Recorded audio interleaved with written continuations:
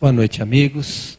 É sempre um prazer podermos estar reunidos em nossa casa, a Fraternidade Francisco de Assis, casa espírita sediada aqui na cidade de São Paulo. Em nossos trabalhos de divulgação do Espiritismo, hoje trazemos a nossa companheira Cleide Martins. A Cleide é mestre em Ciências da Religião e vai conversar conosco hoje a respeito do tema Curas Espirituais. Cleide, fica à vontade. Obrigada, boa noite a todos. Prazer estar aqui. Agradeço o convite da Rose e a vocês, que terão paciência para me ouvir.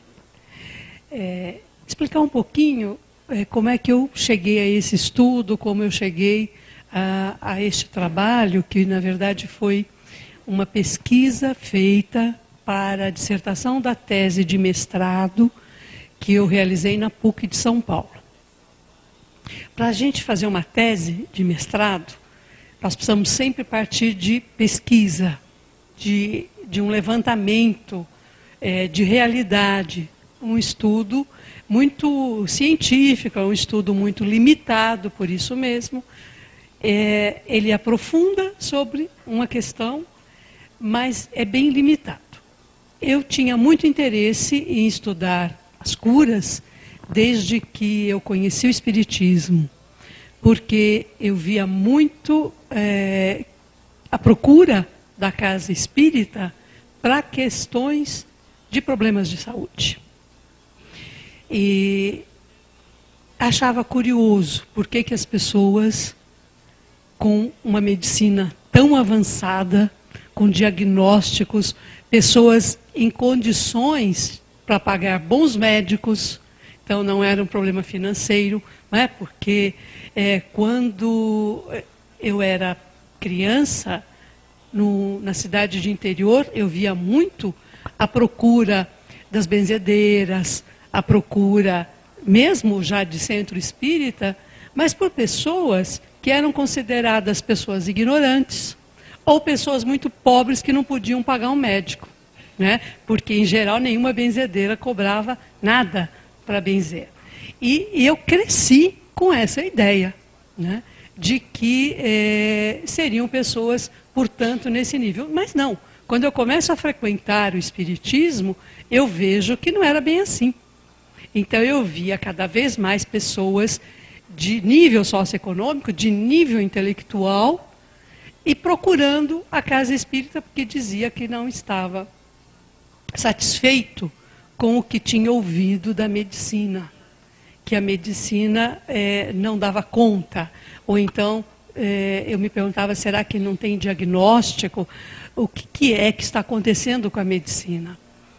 E aí, estudando o Espiritismo e toda a teoria, todo o embasamento que o Espiritismo nos traz, é que nós vamos entendendo que, na verdade, as pessoas estavam insatisfeitas com a forma, com o ponto de vista médico, que só olha, na maioria, né, das vezes, e não todos, graças a Deus, mas uma forte tendência de olhar para a doença e não olhar para o doente. De enxergar um pequeno pedaço do nosso corpo, mas não nos enxerga por inteiro, né?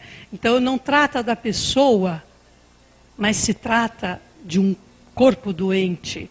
E na maioria das vezes você vai percebendo que cada vez mais a medicina vai dividindo o nosso corpo em pequenos pedaços, e cada vez mais você tem especialistas que sabem muito, mas de pouca coisa. Então, se antigamente nós tínhamos o reumatologista, por exemplo, ou um ortopedista que cuidava, um ortopedista é o melhor exemplo, que cuidava do corpo todo, hoje não. Hoje, se você quebrar o dedinho, você vai no especialista, se o dedo é da mão, é no especialista da mão. Se o dedo é do pé, é no especialista do pé. Então você vai assim vendo, né, que a medicina foi nos cortando em pedaços, para tratar cada vez melhor, mas de um pequeno pedaço. E aí não satisfaz quando os nossos problemas de saúde não são simples assim. São problemas mais complexos. Foi então que eu resolvi me aprofundar nisto e procurei uma casa espírita que me permitiu fazer a pesquisa. Escolhi o Grupo Noel, na Vila Mariana. Não sei se vocês conhecem.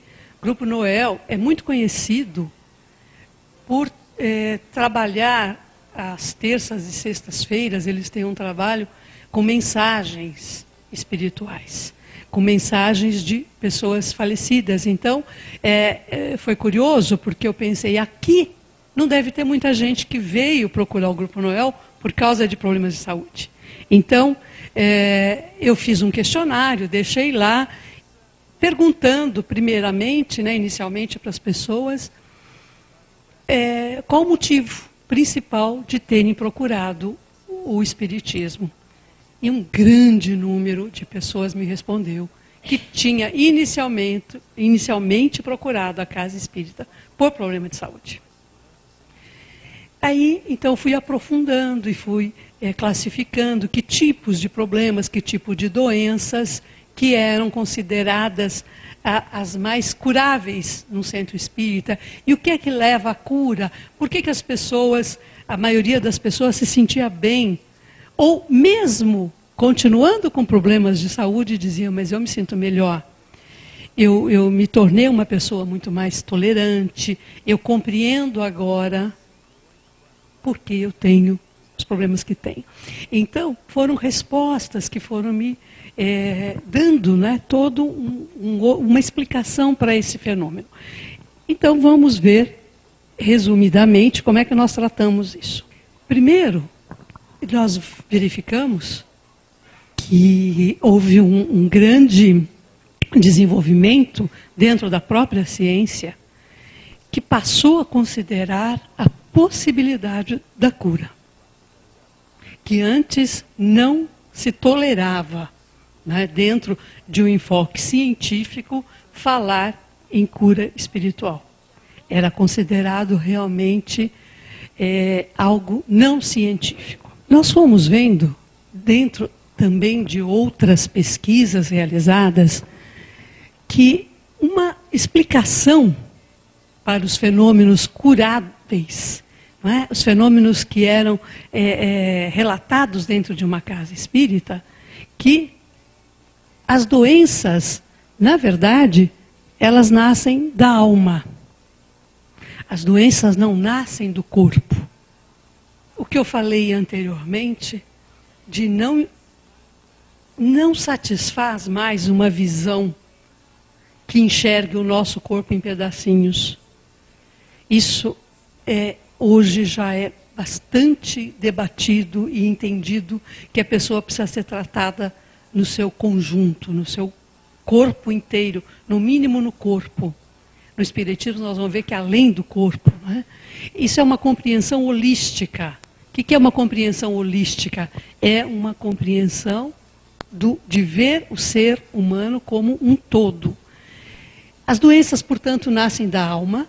Elas são consequências de desordem energéticas, são símbolos ou sinais exteriorizados dos nossos conflitos interiores.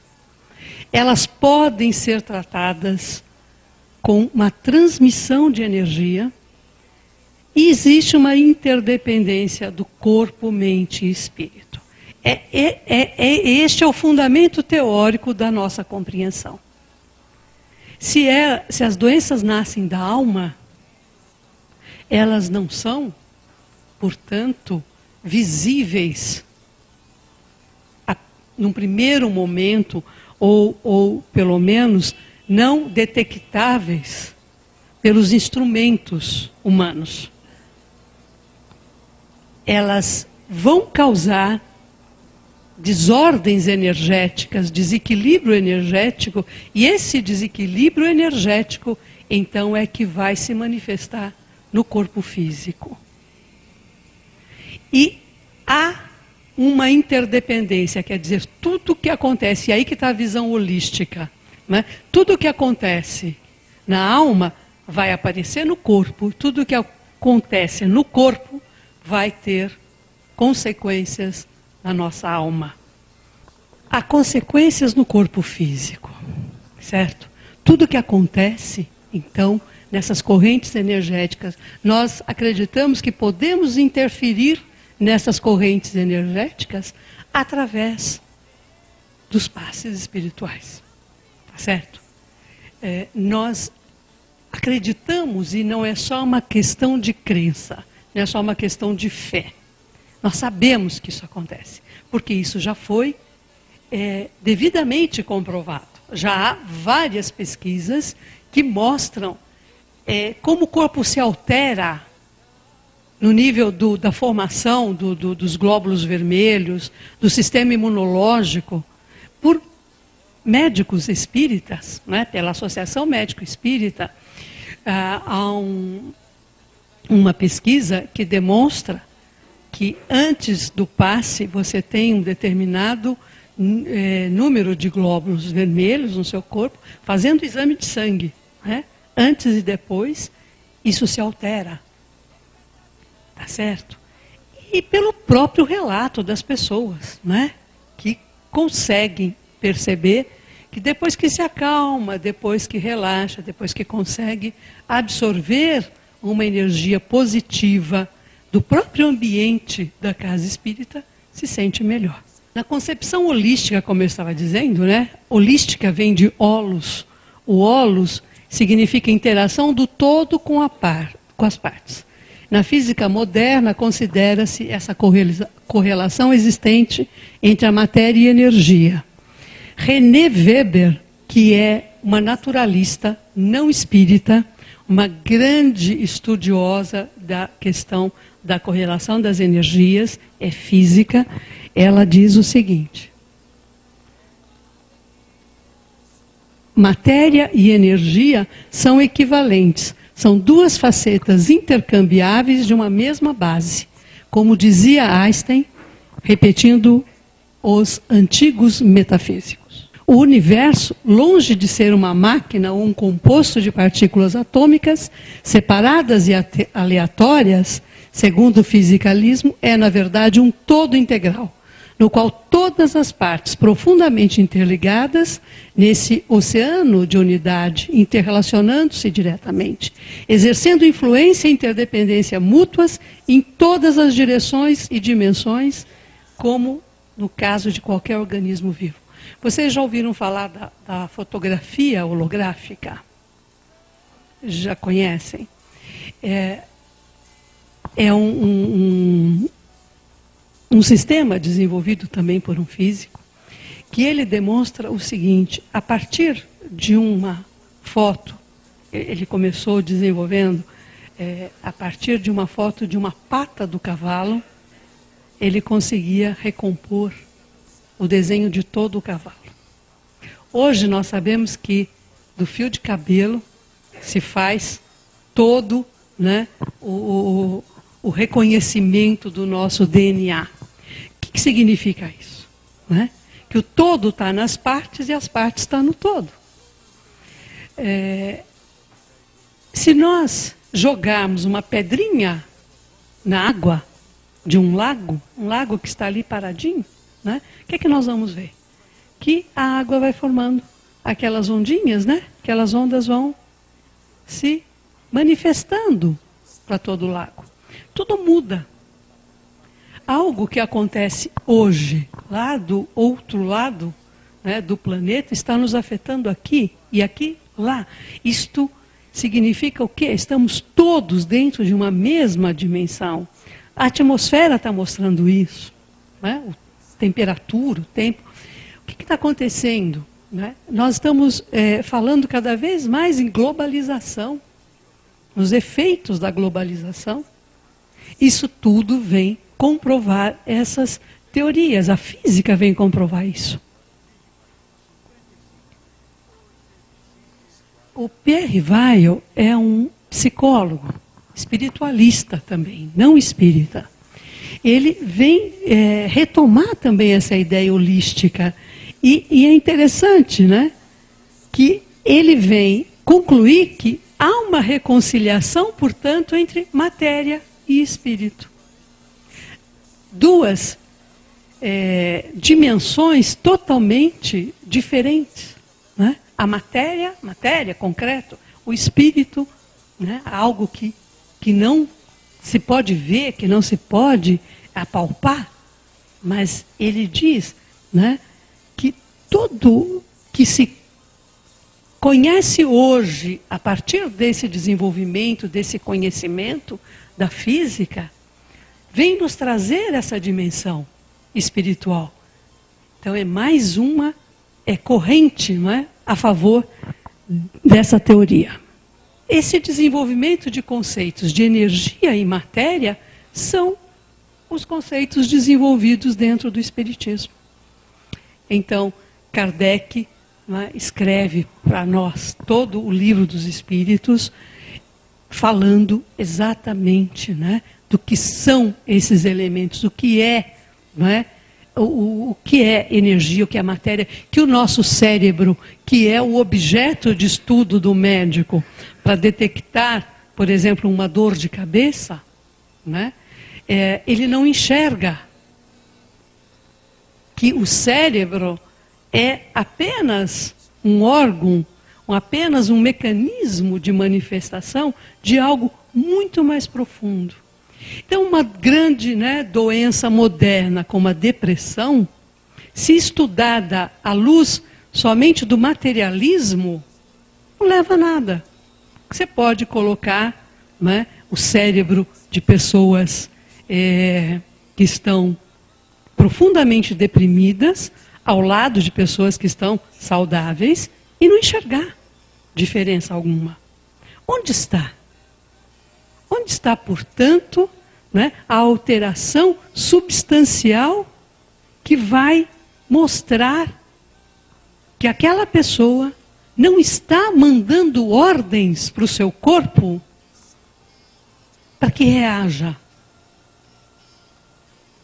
Que deixa, né, que a pessoa entre numa profunda tristeza. Profundas dores de cabeça não são explicáveis. Onde está a causa? Onde está a explicação? Onde é que está o tratamento, portanto, que vai dar resultado? Com certeza não está ali no nível do cérebro. Dimensão holográfica, então, é um ponto de partida para a descrição da realidade, não mais estáticas. Traz essas implicações importantes.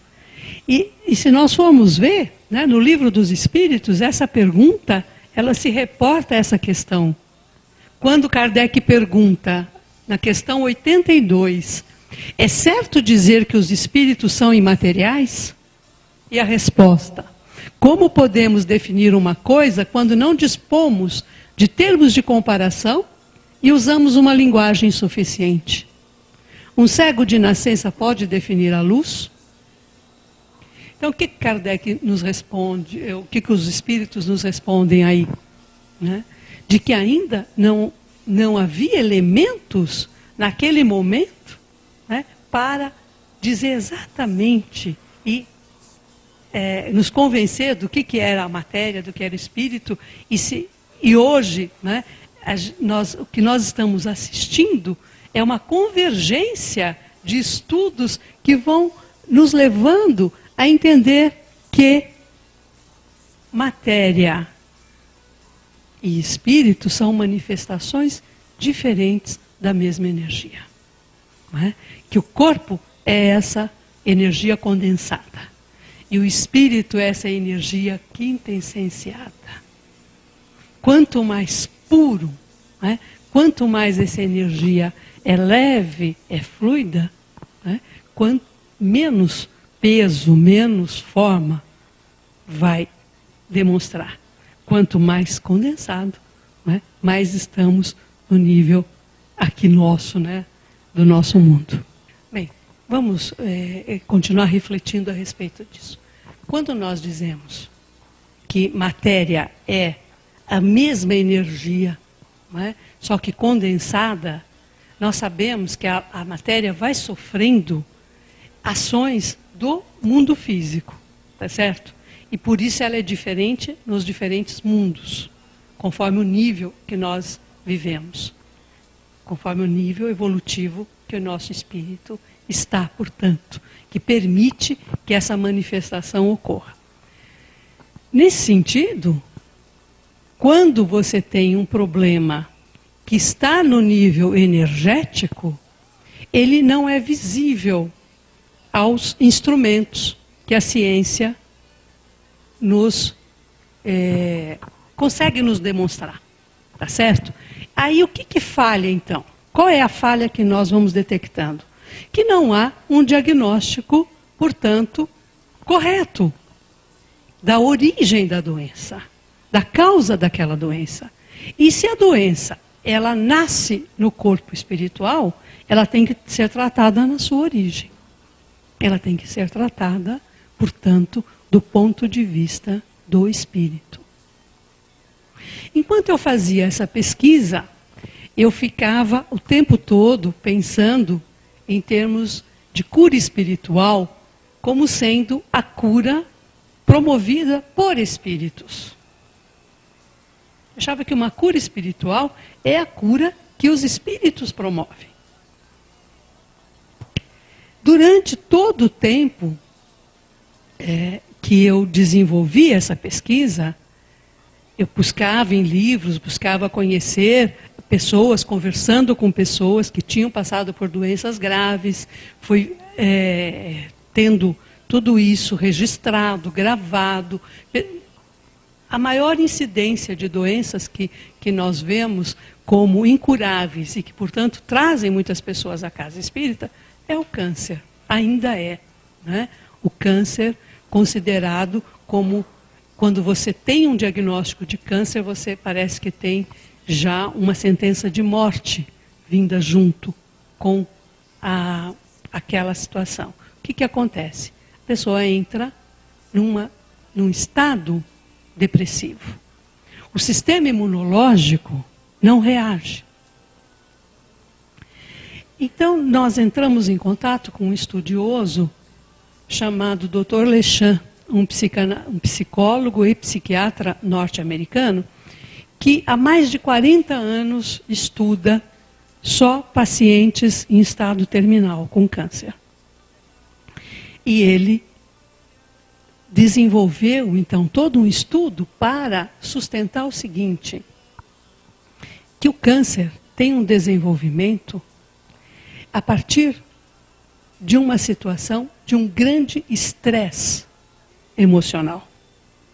Uma situação de profunda incapacidade, né, da pessoa de lidar com as suas emoções.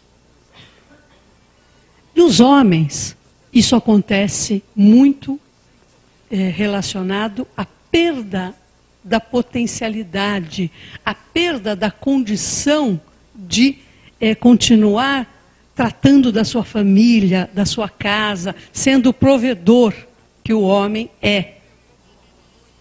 Então, quando o homem, num momento muito produtivo ainda da sua vida, ele perde, por exemplo, o emprego, né? Ele tem uma depressão profunda, ou ele não consegue lidar com essa situação, então ele tem uma grande probabilidade de desenvolver uma doença como o câncer. E com as mulheres, ele foi catalogando os casos e demonstrando que, para as mulheres, o fator que desencadeia a doença é um fator relacionado à questão afetiva. As mulheres que não suportam perdas afetivas. Ou maridos, né, que em um determinado momento vão embora, ou pela morte, ou por separação, perda de filhos, né, que saem de casa e fica aquela situação da síndrome do ninho vazio, que as mulheres que não suportam, que não conseguem lidar com isso, entram então num estado de profunda tristeza. Nesse estado de tristeza, o sistema imunológico não funciona, não reage. É como se eu desse uma ordem interna para o meu organismo não reagir. Deixa que eu não quero. e inconsciente, claro. Trabalhando com essas situações, ele foi descobrindo o seguinte, que há uma possibilidade de cura, sim, quando as pessoas conseguem retomar um sentido para a vida. Quando esses homens ou mulheres redescobrem um outro motivo para viver. E colocam, né, esse motivo como uma alavanca para sair daquela situação. Então aí muda a ordem interna e o sistema imunológico começa a funcionar. Ele demonstra, né, e os médicos sabem muito bem disso, né, que nós perdemos células, né, todo momento. Todo momento nós temos células envelhecendo. Só que essas células, elas são eliminadas naturalmente. A célula cancerígena, ela não é eliminada, né? Ela vai ficando dentro do organismo e vai formando um tumor. Quando isso acontece, há essa perda da relação dessa célula com o resto do organismo. Ela não se relaciona mais com as outras. Quando nós ficamos doentes, nós também paramos de nos relacionar com os outros. Nós queremos ficar sós. Nós não encontramos alegria em nada. Então, interiormente nós dizemos, não quero reagir. Não quero melhorar. Essa ordem é que vai, então, deixando que essas células ruins cresçam cada vez mais. E não consigo colocar as boas no lugar. Essa metáfora que ele faz, né, da relação da célula com o corpo e a nossa relação com a sociedade, ele traz assim de uma maneira muito, muito profunda, muito brilhante, e ele diz, em geral, as pessoas que se curam, elas passam a querer fazer cada vez mais parte da sociedade. Então as pessoas começam a fazer trabalhos sociais, começam a engajar em projetos sociais. E aí, sim, ela reata a sua relação com o mundo, com a vida, e tem a chance de se curar. No final do meu trabalho, quando eu já tinha feito toda a pesquisa, quando eu estava com toda a redação do projeto pronto, eu tive uma notícia terrível. Foi quando eu soube que meu filho, que estava com 23 anos, estava com câncer. E foi um diagnóstico, tratamento e morte em 9 meses. Em 9 meses. No início, eu acreditava que tudo que eu tinha estudado sobre curas ia servir, não para fazer tese nenhuma, mas para curar meu filho. Eu tinha pesquisado tantos curadores, eu tinha entrado em contato com tantas formas de cura, e eu acreditava, então, que os espíritos iriam curar meu filho. Mas não foi isso que aconteceu. Então, depois disso, é que eu reformulei o meu conceito. Depois disso é que eu entendi que a cura espiritual não é a cura feita por espíritos. Cura espiritual é a cura do espírito. Não necessariamente do corpo. Porque se o que sobrevive, se o que prevalece é o corpo espiritual, é o espírito, é esse que precisa ser curado. E quando eu entendi isso, quando eu comecei a escrever sobre isso, eu tive uma comunicação do meu filho. Através do médium que depois editou o meu livro, né, que é o Francisco do Espírito Santo, o Kiko.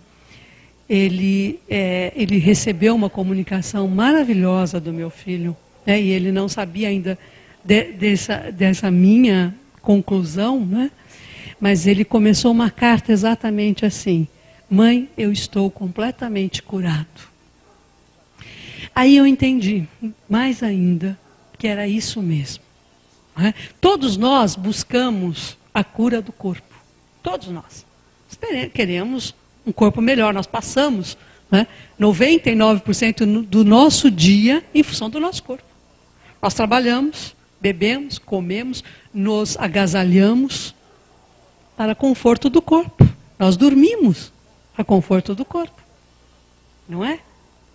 Nós precisamos desse conforto desse corpo. Mas enquanto o espírito precisa estar aqui. Quando o espírito não precisa mais estar aqui, esse corpo, então, entra num processo de finalização do seu trabalho, para que o espírito possa progredir. Então, nesse sentido, é que nós precisamos refletir. O que é que nós buscamos?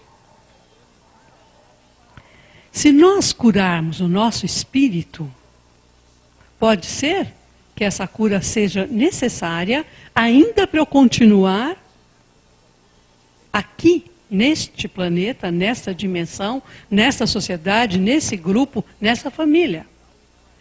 Mas se não for mais necessário.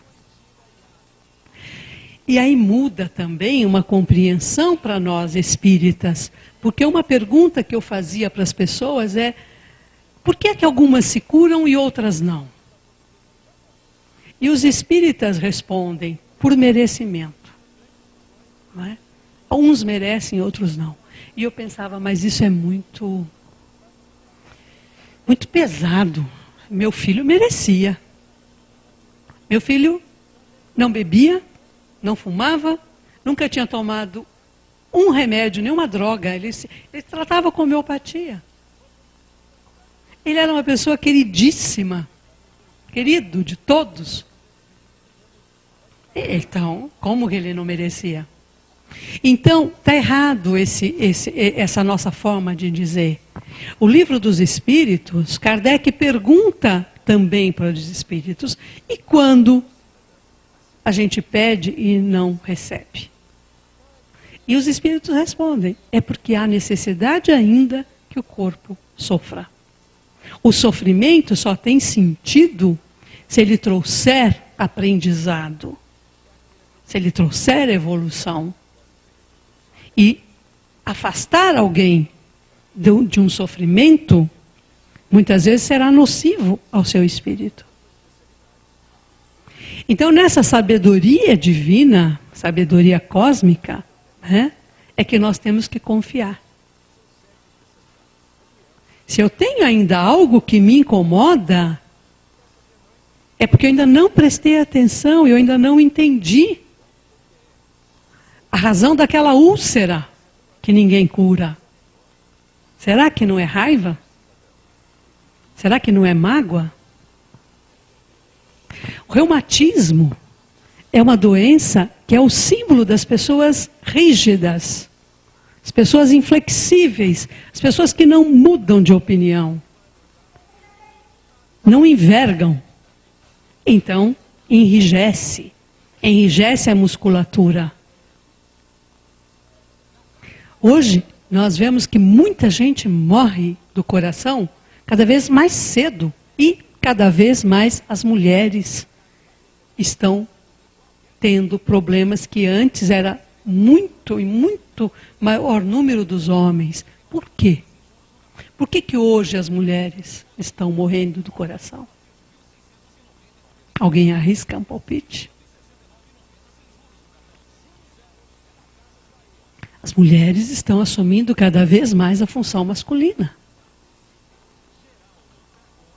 Cada vez mais as mulheres estão no comando da casa, no comando de uma empresa. E emocionalmente, estruturalmente, somos mais frágeis. Não é? Isto é que nós precisamos prestar atenção. As doenças, cada vez mais, elas me aparecem assim como sendo algo que são sinais de que eu tenho que prestar atenção, que o meu projeto encarnatório não está sendo cumprido.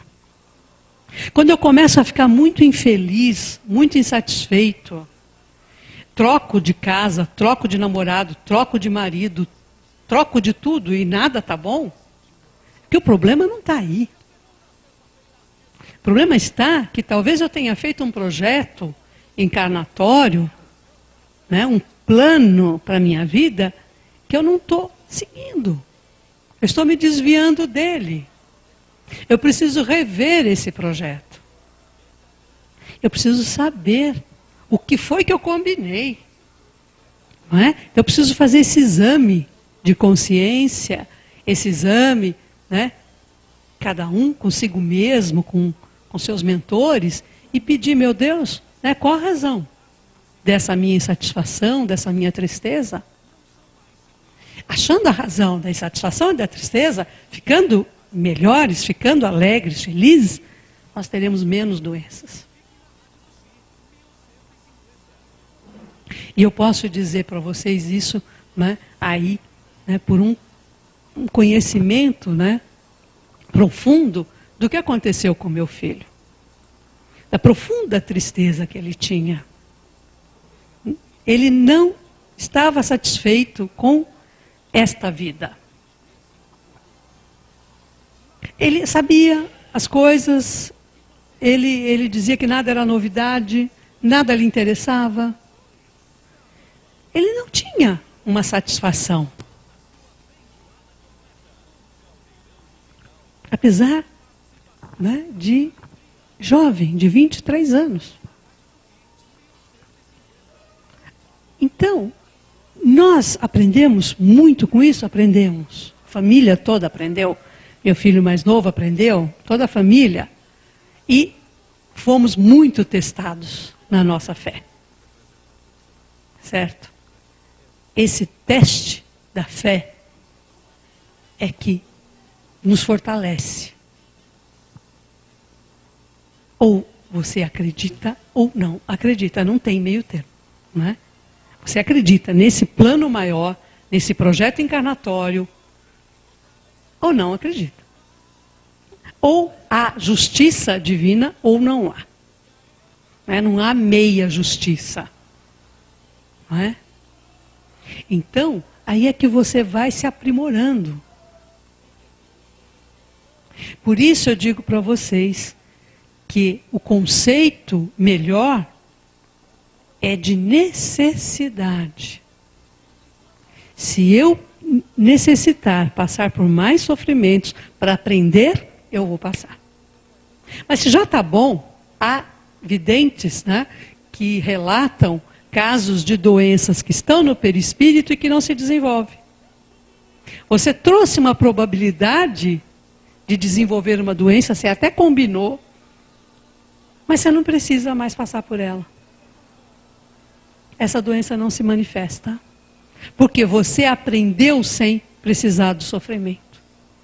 Então, isso é muito interessante. Nós sabermos também que nós não somos joguetes, marionetes. Nós temos o livre-arbítrio, não é? E podemos facilitar a nossa vida. Nós podemos diminuir o nosso sofrimento, mas também podemos aumentar. Esse sofrimento que é a chave do crescimento. Pode ser amenizado. Pode. Pode estar em nossas mãos. Eu acho que o conceito de necessidade, né, ele é mais justo do que merecimento. Merecimento, às vezes, a gente não entende muito bem. Nós podemos ser injustos com alguma pessoa que a gente veja sofrendo e diga ela merece. Como? Como é que nós vamos saber se ela merece ou não merece? Nós não conhecemos o passado? Não é? Mas necessidade está muito mais condizente. Então, se é necessário sim, mas não padecer no sofrimento. A nossa obrigação é lutar. É lutar muito para sermos felizes. Para diminuir esse sofrimento e realizarmos o nosso projeto encarnatório. Realizarmos aquilo que nós realmente nos propusemos a fazer. Nós somos muito vulneráveis às energias do ambiente. Não é? Qualquer energia negativa pode me abater. E eu preciso ficar alerta a isso. Olha, eu estava bem, estava tranquila, não tinha nada, de repente eu comecei a ficar irritada. Algo não está bom. Eu tenho que prestar atenção nisso e me livrar disso. Olha, isso não é meu. Né? Me conectar com a energia positiva. Me conectar com os nossos mentores. E diminuir esse assédio do negativo. Isso é fácil. Basta nós desenvolvermos esse hábito. Não nos deixarmos influenciar. Cuidarmos da água da nossa casa. A água é o elemento fluido mais vulnerável. Portanto, se usa a água para diluir. Todos os remédios, ele é um instrumento, utilizado. Por quê? Porque ele absorve. É um elemento que absorve. Acho que vocês já devem ter ouvido falar de um trabalho feito pelo japonês Emoto, sobre a mensagem da água. Já viram? Quem não viu ainda na internet, põe lá Mensagens da Água, que tem um trabalho muito interessante, feito sobre como a água ela reflete, ela é capaz de refletir as energias de um ambiente. Então esse japonês, ele fez experiências com fotos, e ele pega a foto daquele Hitler, por exemplo, e põe sobre uma jarra com água, deixa ali e depois ele põe essa água para congelar e aquela água toma toda uma forma horrível, assim, dantesca. Ele põe uma imagem de Madre Teresa de Calcutá e a mesma água fica cheia de partículas transparentes, cristalinas. É uma imagem linda. E de onde a gente precisa, buscar essa informação para lembrar que a nossa cura também depende, do que comemos e o que bebemos em termos de energia. E quando a água da nossa casa não está pura do ponto de vista das vibrações emocionais afetivas, nós podemos adoecer. Ao fazer um alimento, ao preparar um alimento, nós sabemos, e se fala muito, mas eu não sei se as pessoas têm a dimensão clara, de que o elemento amor naquele alimento é extremamente importante. Quanto que você pode dinamizar um remedinho que você vai dar para o seu filho, se ali você mentalizar que Jesus está pondo a mão e transmitindo o melhor para aquela criança. Você potencializa o remédio. É uma transmissão de energia. Do que tem de melhor dentro do coração. Para ajudar alguém. Essa transmissão dessa energia, ela é possível. Nós sabemos disso. Nós temos hoje relatos, pesquisas que demonstram essa possibilidade. Então vamos acreditar nisso, que nós somos espíritos e espírito é energia. E quanto mais nós tivermos essa clareza, muito mais nós vamos vencendo as nossas dificuldades, as nossas limitações. E colocarmos como meta tornar a nossa realização nessa vida, nesse plano, cada vez mais feliz, cada vez mais satisfeito com o que você faz. Essa satisfação é a cura do espírito. Uma pessoa infeliz vai ser uma pessoa doente se essa infelicidade se prolongar. É o que o Dr. Lechan descobriu nas pesquisas dele. Não é uma invenção. Um estresse prolongado é uma insatisfação prolongada. A água da nossa casa precisa receber boas vibrações para nos ajudar, para nos curarmos. Quanto mais nós tornarmos o ambiente da nossa casa tranquilo, alegre, mas nós vamos contaminando as pessoas que chegam, os vizinhos, o nosso bairro, e nós vamos colaborando naquela forma holográfica, né, para todo o planeta.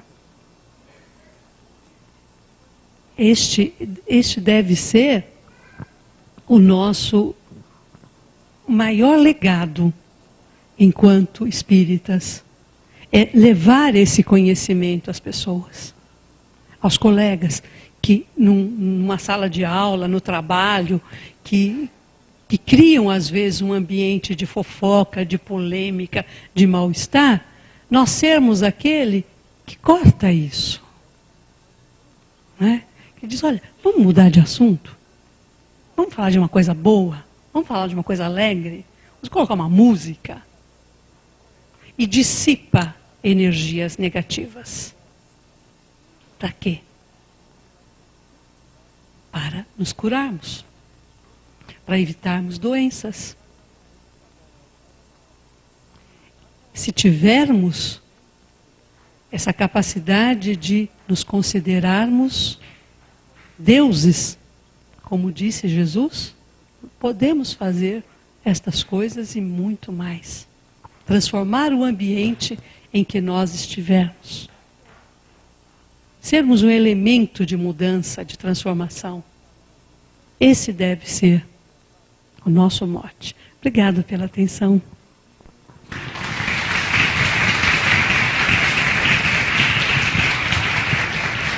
Cleide, obrigado. Acho que foi muito interessante a palestra para a gente refletir bastante, né, sobre o tema. É bom lembrar também que Deus sabe exatamente o que é necessário. E tem uma outra coisa de bom, é que tudo isso, para a gente fazer essa mudança, só depende de nós, né? Se a gente se empenhar, se a gente buscar, se a gente quiser realmente melhorar, a gente consegue. Então, aos nossos amigos da internet, o nosso abraço, aos companheiros aqui presentes também. A gente espera que aqueles que gostaram e queiram rever essa palestra, na próxima semana já estará disponível no nosso site. Deixa eu dizer também, a tese completa, todas as pesquisas, os questionários, eles ficam na biblioteca da PUC. Tá? A tese chama Cura Espiritual, né? E o livro também é um livro editado pela Boa Nova, de Catanduva, também disponível na internet. Obrigado, Cleide. E a gente espera que você possa vir outras vezes aqui auxiliar a gente para aprimorar o nosso conhecimento. Obrigado.